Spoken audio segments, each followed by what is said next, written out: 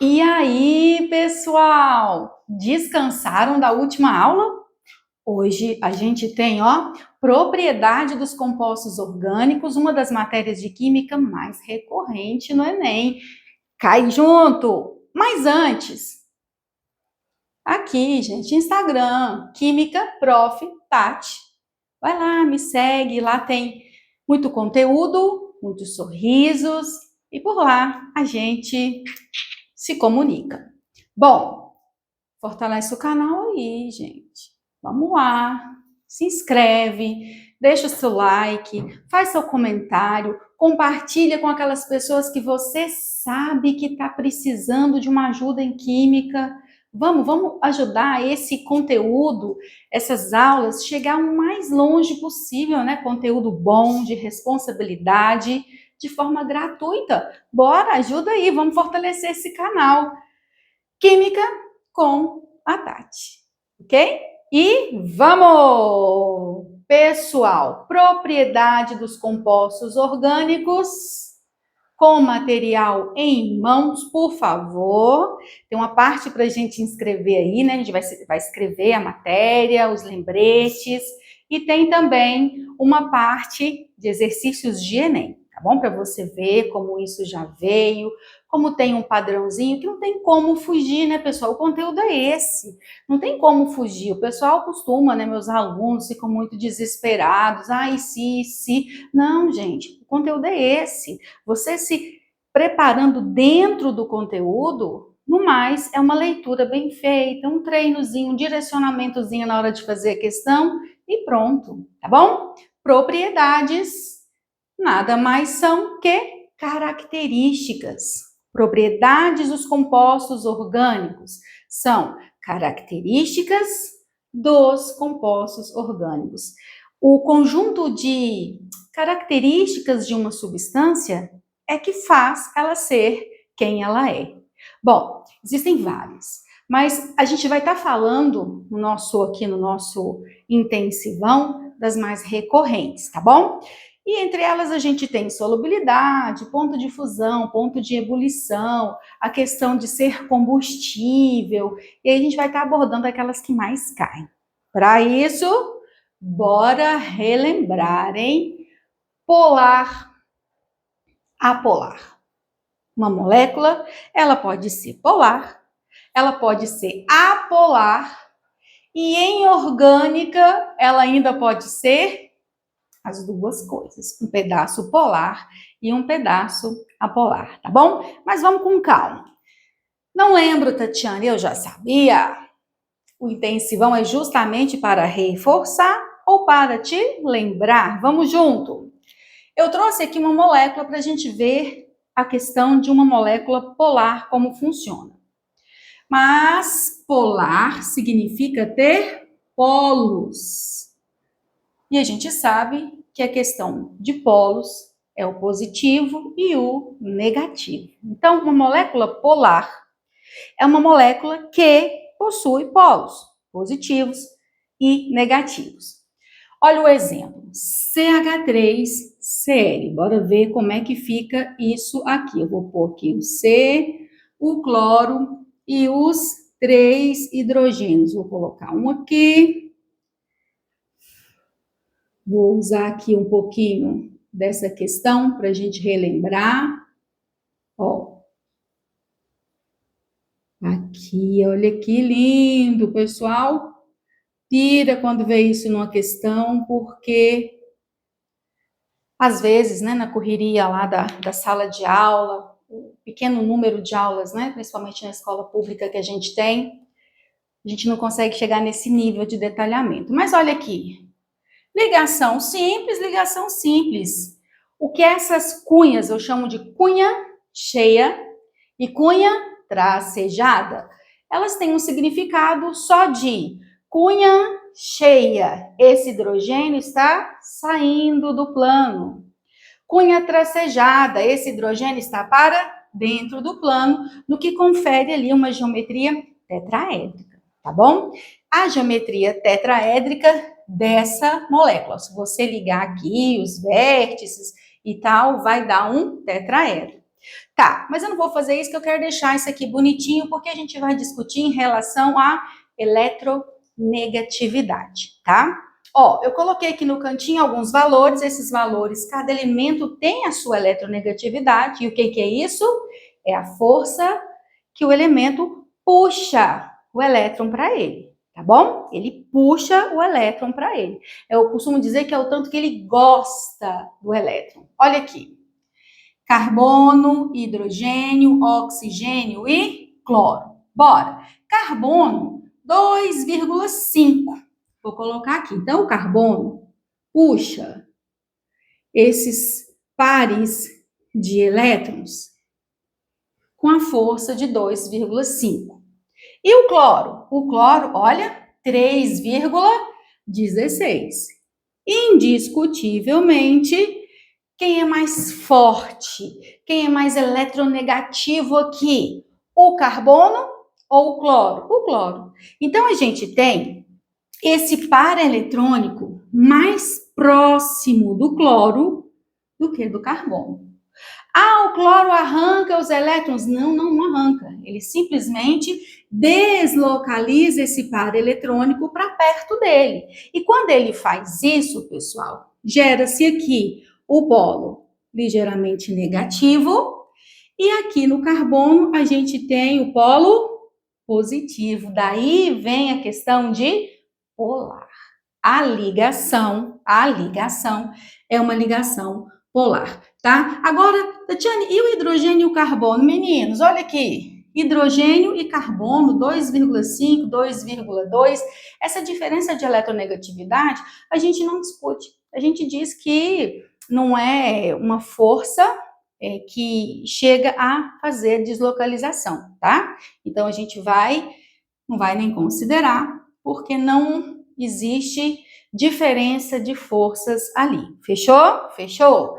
Então, aqui, pessoal, se a gente for traçar o meu vetor, sempre do sentido do elemento, né, mais fraco para o elemento mais forte, a gente tem um vetor aqui.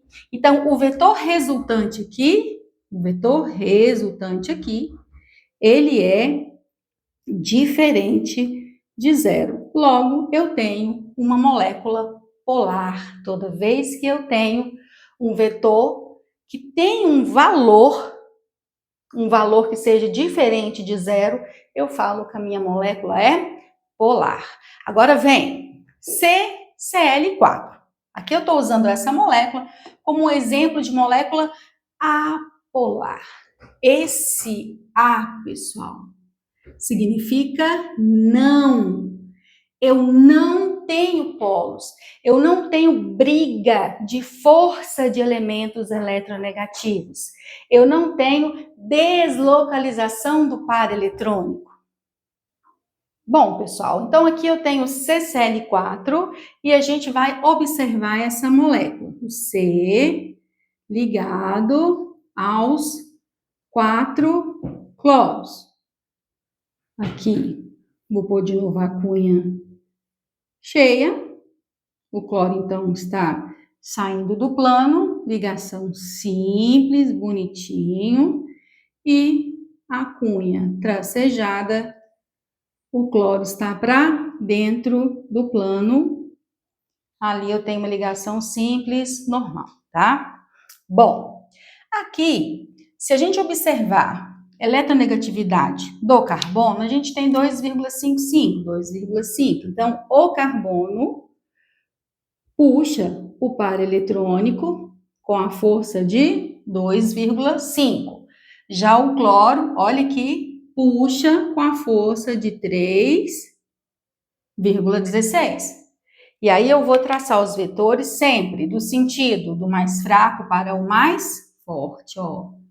Esse aqui é o sentido da deslocalização dos pares eletrônicos. Na hora de somar os vetores ali, a gente tem um momento de polar igual a zero. Por quê? Olha aqui. Vamos lá, vamos ver se ainda esse negócio vai ser entendido hoje.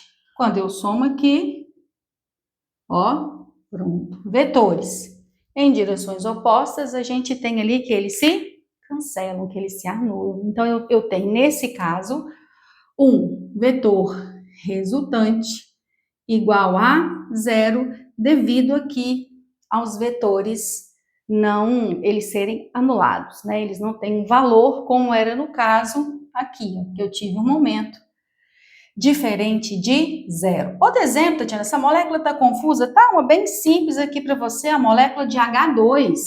H ligado ao H.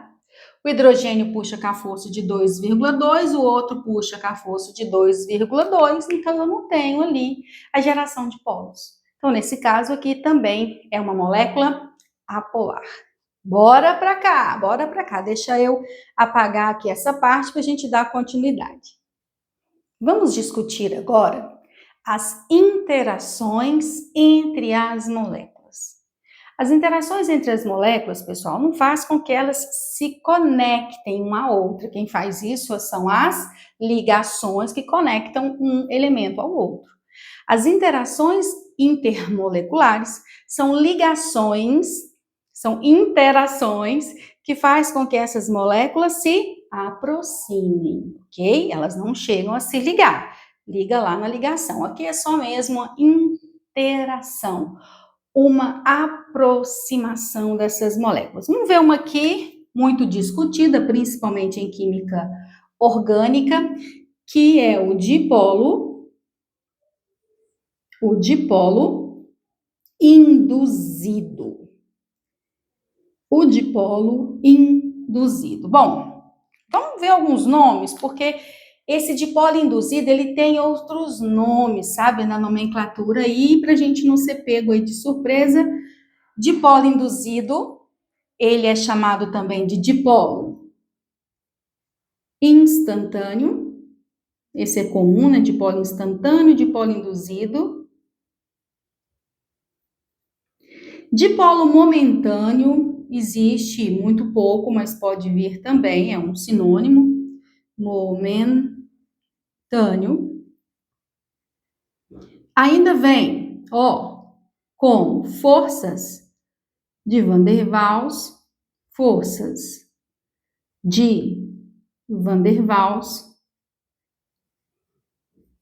e ainda uma nomenclatura mais antiga, que são as forças de London. Forças de London. E o último, que é uma nomenclatura mais antiga, né? Forças de London. Ok. Então, dipolo induzido pode vir com qualquer uma dessas nomenclaturas. Geralmente, nas questões, vem dipolo instantâneo, dipolo induzido. Bom, Tatiana, é confuso. Não, gente, presta atenção nesse macetinho que eu vou te passar. Dipolo, 2 polos. Positivo e negativo. Induzido, eu estou induzindo a geração desses polos, ou seja, ele não existia, a molécula era apolar. O dipolo foi induzido, o dipolo foi instantâneo, o dipolo foi momentâneo, ele foi causado. Então, eu tenho aqui as moléculas, isso acontecendo entre moléculas apolares. Inorgânica, orgânica predomina, tá bom? Agora, bora. Outra aqui que eu tenho, uma outra interação, que eu chamo de dipolo permanente. Gente, vamos lá, seguindo o raciocínio que eu passei aqui. Dipolo, 2 polos, positivo e negativo, permanente, ou seja, já existia. Se o dipolo já existia, eu tinha uma molécula polar, isso mesmo.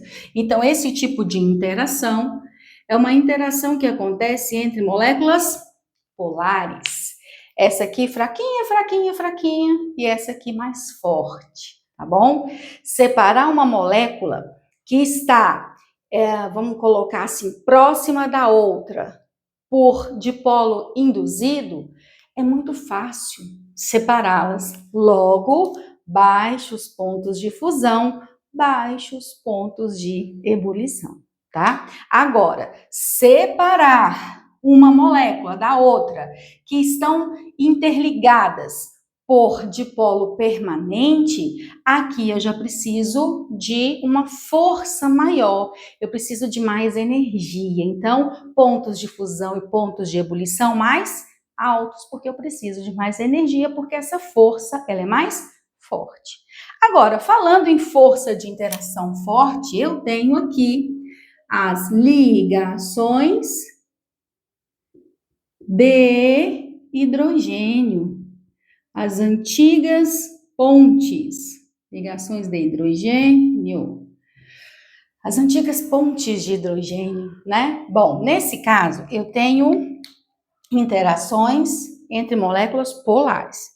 Mas não é só molécula polar, ela tem que ser muito polar. E o que caracteriza essa alta polaridade? A interação do hidrogênio com o flúor, a interação do hidrogênio com o oxigênio e a interação do hidrogênio com o nitrogênio, aquela mnemônica HFON, interação entre hidrogênio e flúor, hidrogênio e oxigênio, hidrogênio e nitrogênio. Precisa, Tatiane, ter as três? Não, apenas uma. Hidrogênio e flúor, por exemplo, na molécula, já tem ali, já caracteriza a presença da ligação de hidrogênio, tá bom? Então, essa é fraquinha, fraquinha, essa é forte, essa é muito forte. Correndo aqui meio por fora, eu quero, já que é uma revisão, né, pré-ENEM, tem ainda a interação íon-dipolo. Pessoal, essa aqui, ela se dá toda vez que eu tenho uma substância que, ao colocar essa substância em água, ela se dissocia de forma iônica, dissocia o cátion e o ânion. Então, os exemplos, né, são os ácidos, as bases e os sais. São exemplos de substâncias que formam interação íon-dipolo depois que se adicionam em água, ok? Agora, depois que a gente tem essa revisão prontinha, bora ver como que cai isso no Enem? A gente vai corrigir mais 2 exercícios que se referem a propriedades dos compostos orgânicos. Obrigado pela atenção, pessoal. Até a próxima.